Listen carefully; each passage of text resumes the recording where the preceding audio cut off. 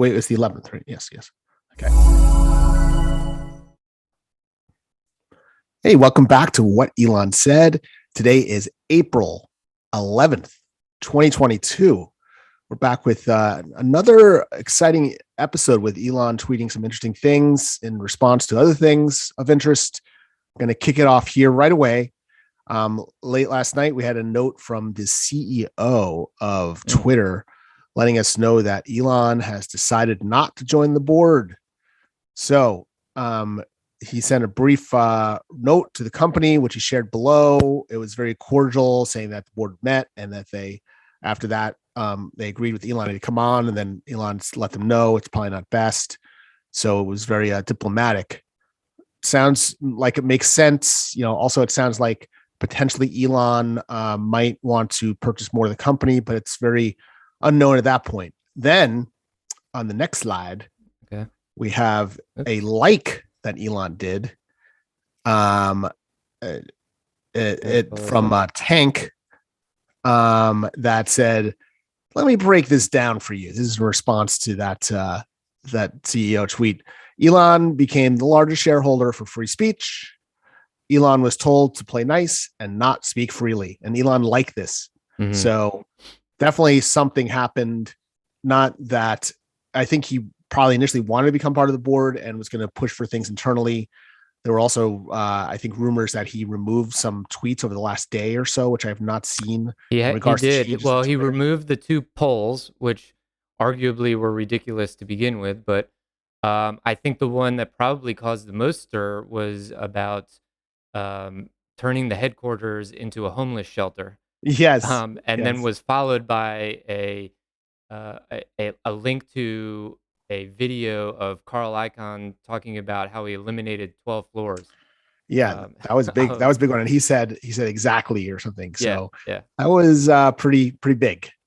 So it's there's never a dull moment with all this.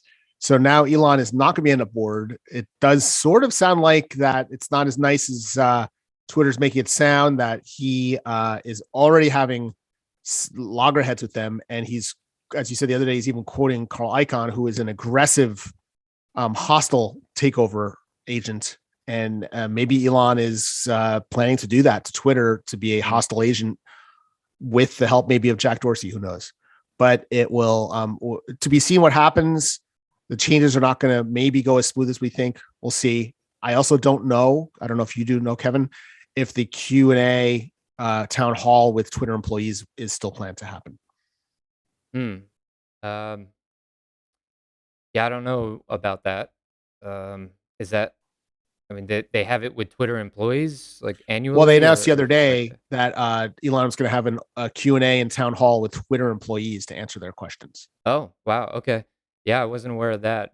I mean, I know he's got opinions about things, and he shared a lot of those over the weekend. There was robust conversation about the company, really, and how they could do things better. Twitter Blue, getting rid of bots, all that. But yeah, this is like developing as we speak. I don't know if he plans to just stand down and participate as I don't know, maybe average shareholders would, or if he just plans to take a bigger stake. I do remember one of our previous conversations last week, because my gosh, this has all just taken place in the last few days. But remember the initial post from the Twitter CEO stating that Elon was going to join the board. Remember, I said that this sounds more of a like a forced announcement almost. Yes. As much as not as much of a like, hey, we're happy to announce sort of thing. It sounded like, yeah, this is happening. I just sensed some awkwardness there, and you can hear it again in this post here, where it's like, here's what I can share about what happened. So I would say behind the scenes, but a lot. I mean, the CEO is trying to be as cordial as he can, it seems like, in all his communications, but it definitely holding something back. And I would think that Elon will not settle into being a common shareholder. That there's no way he took that large of a stake in a company not to have outsized influence. Yeah. So he'll either want to have a lot more um, ownership, or he'll dump the shares. I don't know, and just abandon the platform. But I think he feels very strong about the free speech, and that Twitter is the best vehicle for that, or else he wouldn't have committed. So I had the feeling it's going to be a very public and a very long battle for control of the company. Mm. Yeah, it'll be interesting to see how it plays out. I don't know if yeah, he's gonna take a bigger stake, or like you said, dump it and move on to something different. Although that seems like a long road to uh, move down to start your own social media company. Yeah, I don't think he'd go that way personally. Yeah, but you never know. Yeah. So I don't know. This is all like yeah, I hate that we missed the weekend posts, but it, it's just like so much has happened in the last really 48 hours. I'm just trying to Quite a keep up bit, with it all. quite a Uh, bit. So, so we'll have to see. We'll wait and see what happens. There's some more tweet material, beyond that this was last second yesterday, but yesterday he noted that, I don't know if you could read this one, Kevin. yeah, so it says Elon Musk is literally adding features for Twitter via tweeting.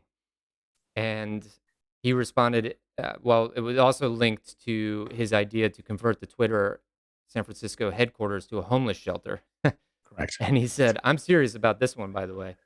Yeah, And I'm pretty sure we'll get to it, but there was more to this as well, that Jeff Bezos there actually was. liked it and said, That's right. yeah, We not a had that, I bad think, in the idea. next Oh, one. here we go. Or do a portion of it. It worked out great. Uh, I guess maybe Amazon did that. I don't know what that Yeah. means, worked out great, but it makes it Well, easy for that's right. employees who want to volunteer. Yeah. The article linked to an article where Amazon has done this in Mm. Seattle, where they have a separate building, but it's attached to the main building that is for the homeless, and they're giving them refuge and also work opportunities. So it's working with them, not just giving it over. So he's saying that great idea, but there's more cohesive way to do it. And then Elon Okay. thought that was a great idea. That doesn't have to be as radical as he first suggested. And that it's already a proven model, which Elon likes, that he can emulate. Mm. So it was an interesting article if you have a chance to read it. Yeah. Either way, I'm guessing that this is like equivalent to Elon has done the equivalent of jamming his hand into like an ant pile, Yes. which is the Twitter Twitter headquarters, or the organization as a whole. Yeah. I imagine that there is both a lot of gossip going on and very robust discussion happening in those headquarters. I mean, I tweeted that to Dave Lee in follow up, because he's been following this pretty closely as well. And yeah, it's I mean, I'm sure there's quite a lot of discussion happening there. yeah, I mean, my feelings on this is that I personally think that in this case, Elon is making a mess of everything, and that he is giving a lot of ideas too fast without uh, really discussing what could be done internally at the company with the people who have to do it. Mm-hmm. And he's like becoming a populist in a way in this case, in my opinion, that he's getting a crowd behind him for his ideas. I don't, in his other company, he doesn't do that. I think it's a strange way to do it. He's not constantly throwing up ideas for Tesla and SpaceX online, like far out ideas that he could do next week or something. Mm-hmm. That I think it's a little too. So you're saying he needs to restrain himself he's doing more harm than good at this point? I think he is. I think coming in is a great idea for him to do it, but he doesn't need to throw out every thought that's crossing his mind while he's in the bathroom. Yeah.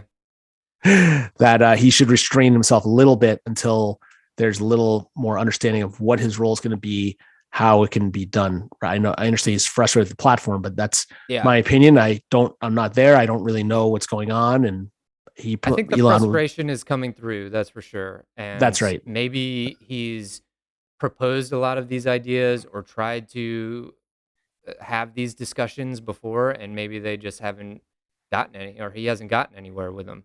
and now Yeah, he's fed up. I don't know. It's definitely some frustration sensed there. it is. And I also like how the two richest people in the world have a conversation together here. I mean, look, that's what Yeah, Twitter's great that's the way it for. is. And we It's had a follow up on the next page. yeah. Yeah. So someone said that Elon liked, okay, who had Twitter's HQ being turned into a homeless shelter as the start that The thing that ushered in shouldn't be peace between Musk and Bezos? on their bingo card, yeah. Um, yeah, certainly not me. I mean, I guess I would have seen them connecting on space in some way or another, but I this is not a competitive environment for them, right? So maybe No. they can collectively both get behind this. Yes. Um, It's a way to work together. So it's Interesting. good. Yeah. So where is Jack in all this? Be interesting. Like my intuition says that he would side with Elon. I don't know what led to his exit from the organization. Um, was it his baby that he finally felt like was grown up and ready to uh, go on its own, and he was ready to part ways with it, or was it more of a um, hostile push out of Jack that occurred? I don't know, Uh he's silent. oh. I'm hearing you now. Mm,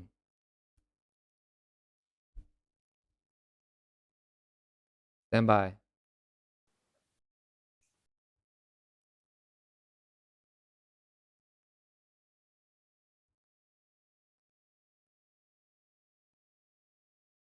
Can I hear it? Can you hear me? Yeah. Okay. Now I can hear Okay. you. All Okay. right, we'll All edit good. that out. All right. Sounds good. I Uh, don't know why so the I, small scene's not working, but all right. Well, okay. we'll figure that out. But anyway, All let's good keep now. moving. So yeah, so I don't know if Jack is on a silent meditation, a silence fast where he can't speak during a meditative retreat. So maybe he's at I one of mean, he's those right been now. saying other things, mainly about block and Bitcoin and Hmm.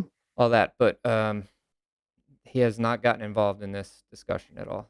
So, and maybe he doesn't feel like it's his place anymore. But He I, you because know, he's I don't know. I don't want to dive too deep down this rabbit hole, but I also what comes to mind is Kathy Wood and Ark sold a bunch of Twitter over the last month or two, right? mhm.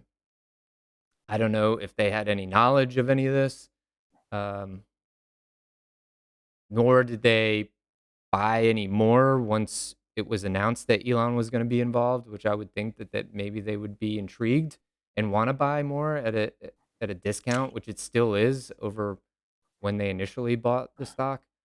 Uh, I don't know. It's I don't very know. interesting. Be, we'll The see how com- it rolls out. Very Uh, intrigued by all the conversations happening behind the scenes. But yes, I'm sure by tomorrow the story will completely change again. So yeah, uh, who knows? We're just trying to keep up. yes. Um, Um, yeah, go ahead.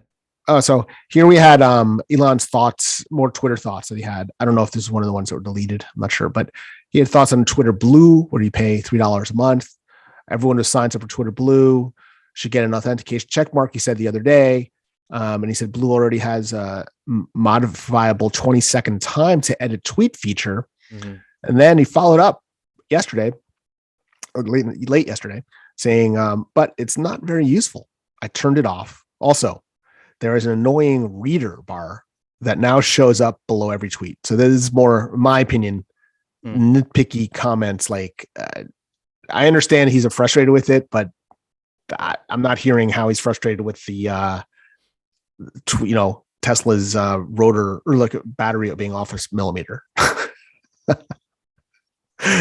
I think it's too. Look, maybe this is the type of stuff that happens behind the scenes at Tesla, and that he's very nitpicky about little I'm things sure he like is. this.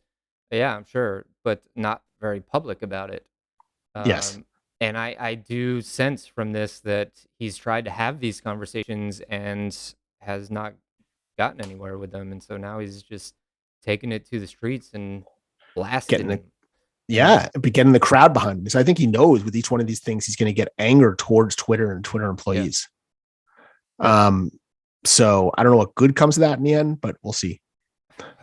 Yeah, I don't know either. I mean, look, I was having discussions earlier today that I've really changed my mind about the edit button. I don't think an edit button is really anything that should be prioritized at all. Get the bots off, get the spam in control. The edit button should figure that out. I mean, it shouldn't be that big of a deal. Like, I don't know, poll everybody on Twitter and get them That's to right. answer a question. If they want it, then do it. It's not That's it. that hard of a function to put into the software, but like, I don't think it's really needed, honestly. Like, I kind of like it without it.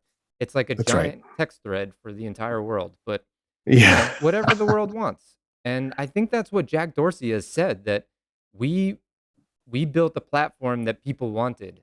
And if people want fake news blocked, then that's what they did. So I don't That's know. right. I think maybe he is oversimplifying things here, and free speech is not as simple as it sounds to just let it just go full on blast. Yeah. That's Just my right. And thoughts at what is free speech? So almost yeah. 7 o'clock on a Monday. All right. So Let's keep we'll jump rolling on here. then as we go. Yes. Yeah. So this was over the weekend, right? This was World of Statistics stating the increased price of lithium per ton since, really in the last 10 years. And Elon saying, yep, that's true. It's really gotten out of control. And we have some cool ideas for sustainable lithium extraction and refinement. And this I think was buried in the noise of the weekend with all the Twitter talk and then the SpaceX launch, and some of the other commentary that he had. But this was a little nugget of, I don't know, news, I'd say, about Tesla that is not usually talked about. And all the talk right now from usual Tesla personalities on YouTube and Twitter, I'd say, are about, about his commentary on these other areas and not this, which I found this really intriguing. Yeah. I mean, this definitely is intriguing, and it's a real issue. It's not. It's going to get worse because the most lithium's not produced in the U.S. and he's been calling for this for a while, a couple of years. U.S. get involved. They have a contract with Rio Tinto, to the largest digger in the world for commodities. Just with them, that they're going to start digging, I think, iron, copper, but all these type of things. No one's really taking up the reign, and he was hoping someone else did, I think. But I think, as you said, this is a huge news because the price has gone crazy. They have no control over it. They like to be vertically integrated. Yep. If they can somehow do this, start a company, which is crazy again, but take control of the process, then their costs will be fixed. They don't have to worry about it. And the biggest thing is, he had said the other day, this is what struck me from this. He said the other day that, again, their plans are to massively scale like this world has never seen. And if he's scaling like that, I mean, he cannot have this be a uncontrolled variable factor of whether he's going to get it at all and whether it's going to be cost prohibitive. So they need to control it. And there are much better ways to do it than there are right now. There's one company I've been passionate for a long time called Nano One. They have a extraction process that vastly reduces the waste.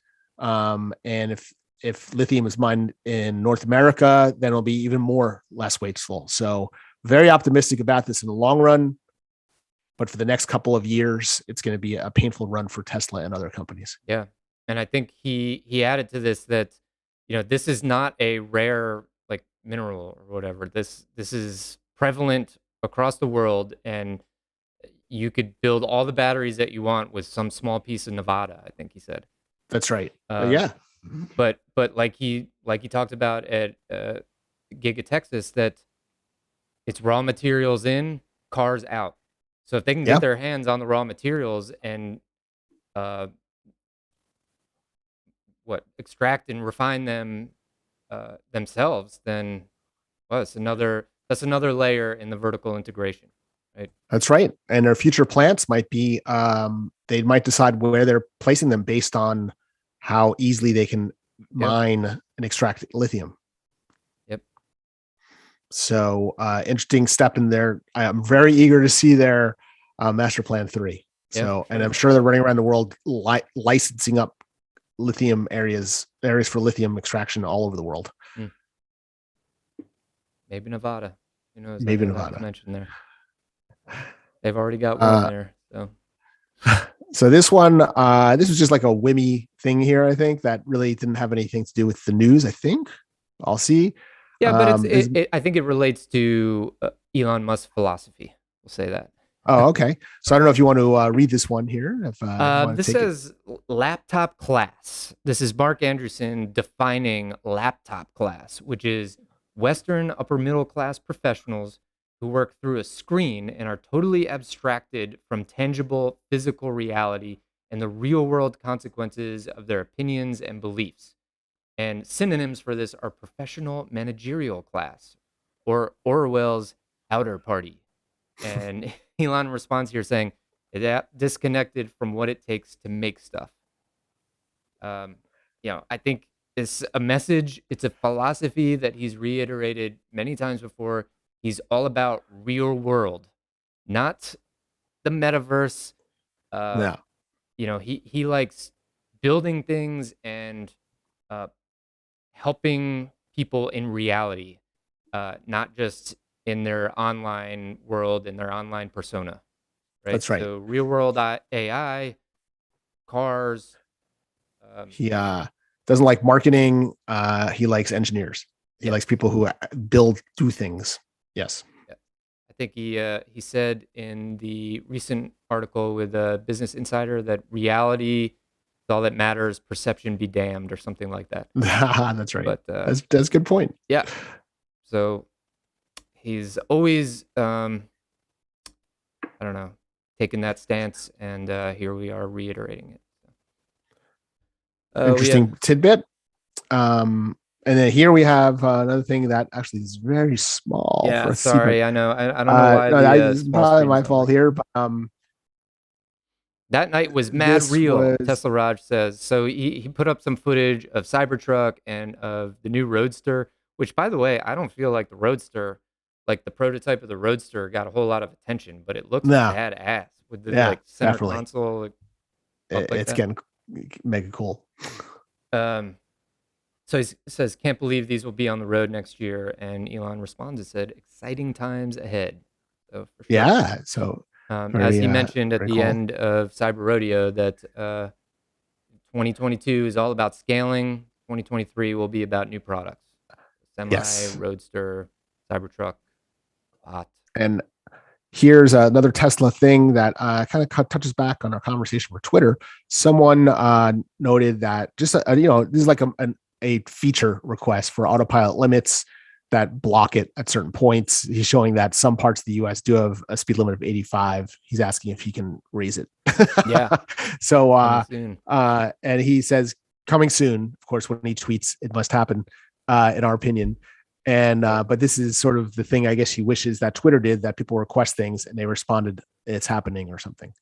Is my guess. But yes. Yeah, pretty cool. I mean, I know there's some limits with autopilot and FSD beta. Like now you have to stop fully at the stop sign and stuff. But I think these are measures that have to be taken now and will evolve as the product evolves and gets better. It'll feel more natural. What I anticipate. So yeah, back to Twitter here. We have Sam Lesson saying, "Is Elon Musk's relationship with Twitter that different than Tesla in his own mind?" Oof.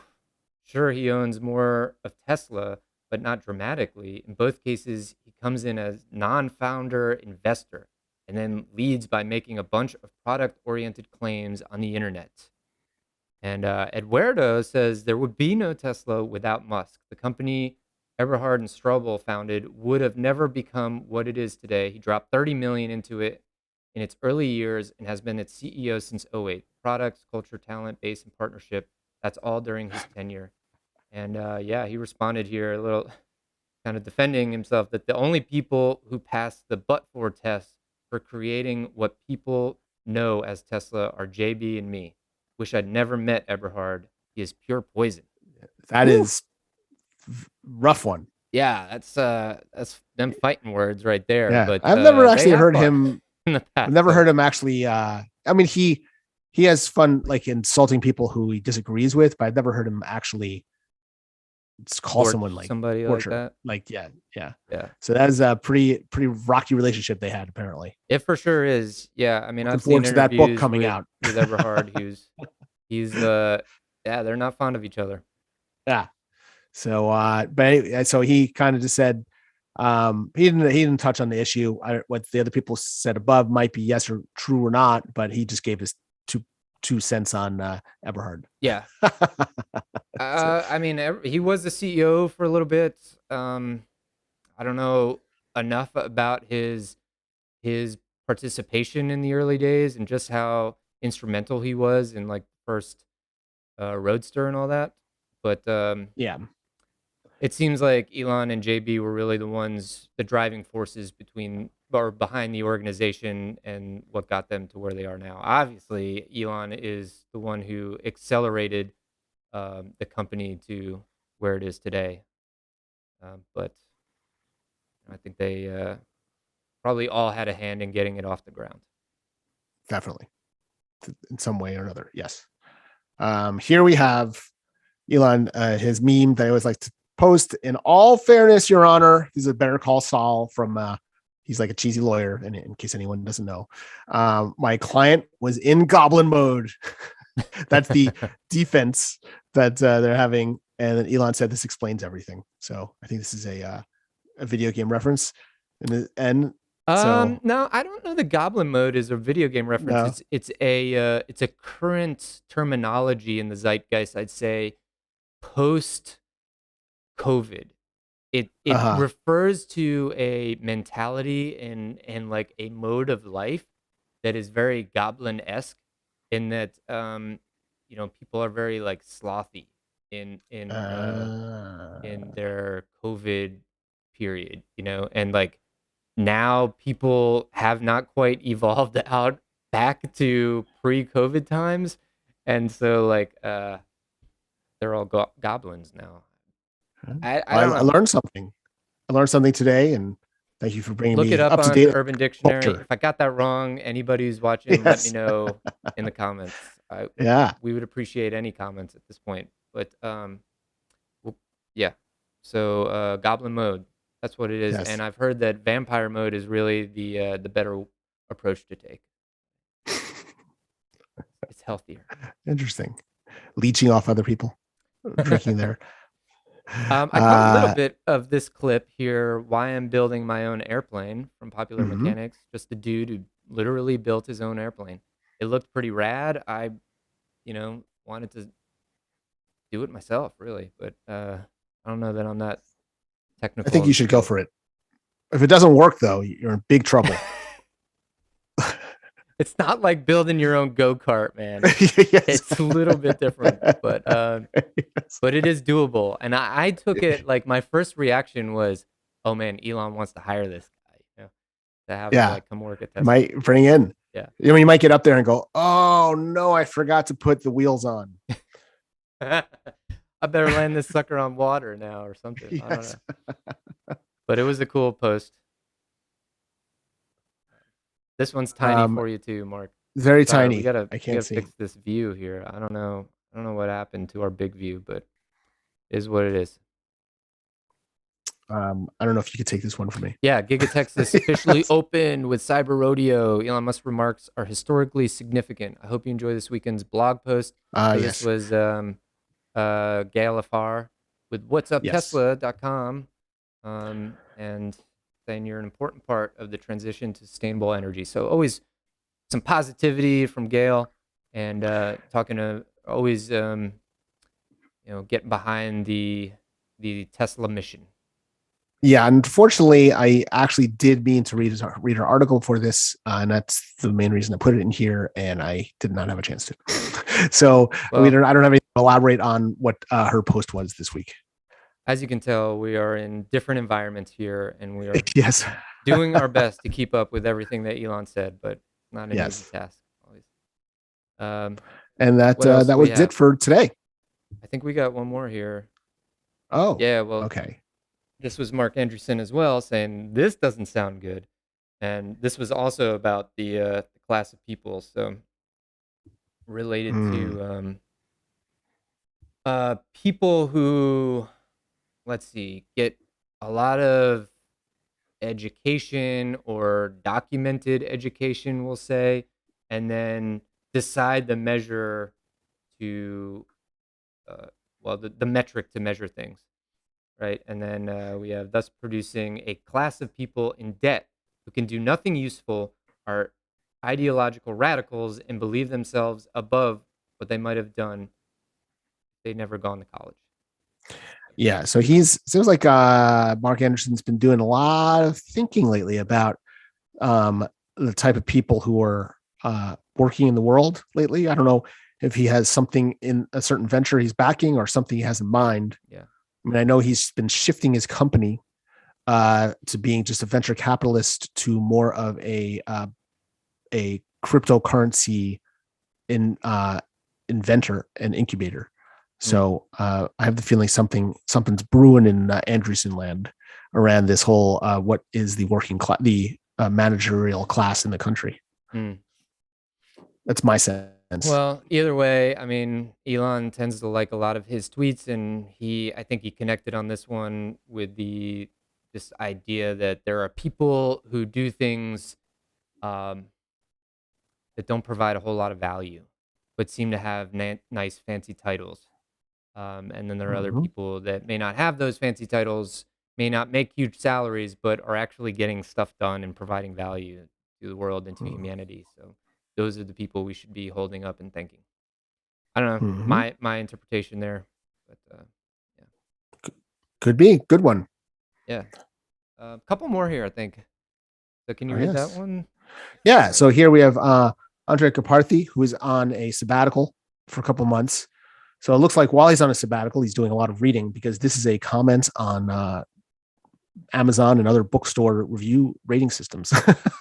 Is So it? he had, I immediately brought it to like restaurants and hotels and stuff. oh, it could be, but I think he referenced books. Oh, maybe someone else in their comment in the comment section below referenced books. Okay. So that might be why. But he's rating in general the 5-star system, just interpreting of what it really means. How should you interpret it? The ratio of 5 stars to 4 stars is for some reason quite good. So he's saying that overall that's good. And they followed up with, I also love how when you sort by top average rating, you get lots of items with a perfect 5 rating, but only 10 votes. Yeah.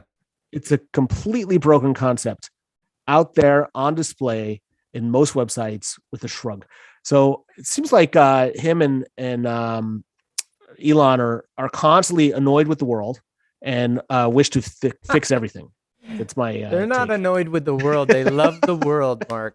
They're just Yes. annoyed with the people behind desks building this software that's supposed to make the world better, but ultimately is flawed in ways Yes. that are like kind of ruining our experience of the world. Uh huh. Look, I'm a huge fan of, so my mind immediately went to Google Maps because I'm a huge fan of Google Maps, and in the past year and a half, I've started to participate a lot in Mm-hmm. reviewing and like adding value to that entire network effect of Google Maps. So I have noticed that it's very important that you pay attention to the number of reviews associated with a place and not just take the 5-star rating or rating whatever it is at surface value. You know, you got to really Yes. look at a few other things to make sure that it checks out. You know, Quantity with quality. Yes. yeah. But I mean, overall, like I think Google Maps and other mapping functions and review functions have added huge value to the world and to our ability to do things that in years past would have just been based on some like uh, I don't know, Froder's book or whatever those things are Yes. called. Like One person's opinion, yeah, like basically. Yes. You're just going off of what some author said about the place and hoping that your uh, worldview aligns with theirs and that you'll be interested in the same thing and have the same experience. But Yeah, I mean, years ago, many years ago, there used to be something in at least New York and some cities in the U.S. called Zagat's, yeah, and it was exactly. a review book of restaurants. Yep. And that was the only thing like that. It was very unique, and they had hundreds, thousands of reviewers, but they had to go out of their way to review. You literally had to fill out a paper and send it in with your reviews Yeah. of restaurants, but people did it. They still wanted to review through an old fashioned way. And that was really the only thing that evolved into our modern day rating systems. That's interesting. Yeah, I'm glad.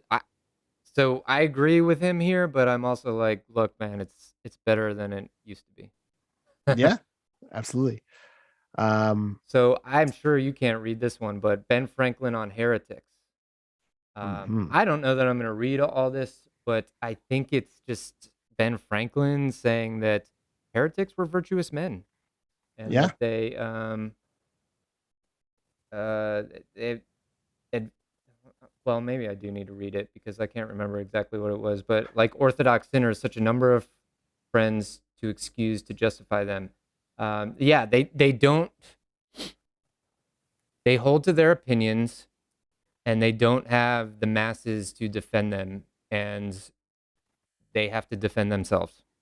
They're true to their cause. Yeah. It's not a front. You wouldn't go through that ridicule if you weren't um, believing in what you said for a strong reason. You have pride in what you're saying in a sense also. Yeah. So it's coming. He must be reading the book, or he's actually reading a book by Ben Franklin, probably because of the TV show that was just on. I don't know. I mean, Elon's mentioned numerous times before that he's a huge fan of Ben Franklin's. Yeah. He said that's the guy he would sit down to dinner with, right? Yeah. And is a fan of the Walter Isaacson biography of him. Well, they just had the Ken Burns Documentary on that documentary came on over cool. 2 nights just last week. Okay. So it was a big watch around the US, at least for the last 2 weeks. Very cool. I'll have to check that out. It's very good. My rating of it is 5 stars. Really? Okay. Well, I'll definitely check it out then. For Ken Burns documentary. What's it on? PBS? PBS. Okay. I don't know that I get PBS in Ireland, but I'll have to figure that out. I haven't gotten there. I realized today that I don't watch like anything anymore. Oh, wow. Okay. I'm honed into it's YouTube really only, and then Twitter and Spotify. That's it. Yes. That's my life and family. I'm a foot in both worlds still. Yeah. Yes. But yeah, well, we missed a few items this weekend. We had some major technical difficulties trying to cover everything. I guess Elon just overloaded us with content. But here we hope we've caught everybody else up on a Monday here. And yeah, I mean, one last note: he did follow Beeple, so we're at 113. That's it. So, it's all good stuff. Yeah, I think that'll wrap it up for today. And God willing that the audio caught on this video here, and we'll leave it there. So have a great day, everybody, or night or morning. Thanks.